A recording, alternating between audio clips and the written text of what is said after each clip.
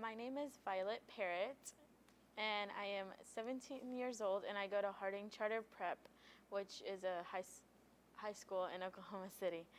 I have two sisters and three brothers. William and I are both adopted from Guatemala, and even though we look alike, we're actually not biologically related.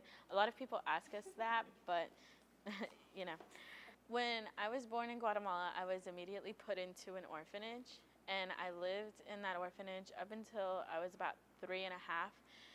I was adopted by a family in Georgia, and I lived there for a year before they had decided that it wasn't going to work out, and they weren't able to care for me like they thought they were going to be able to.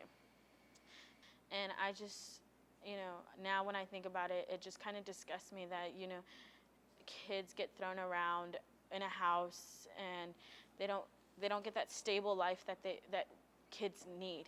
And so it just it bothered me.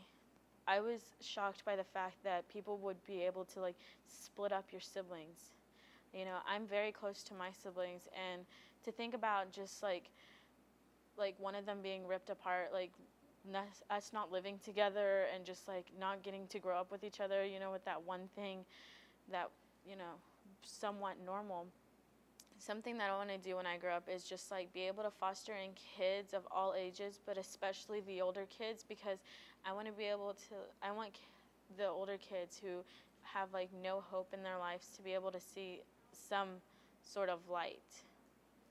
And I want to be able to change that and make sure there's strict regulations of who gets to foster kids, who gets to run group homes, because a lot of these days you hear about families who just foster kids just to get that extra money, and it's disgusting.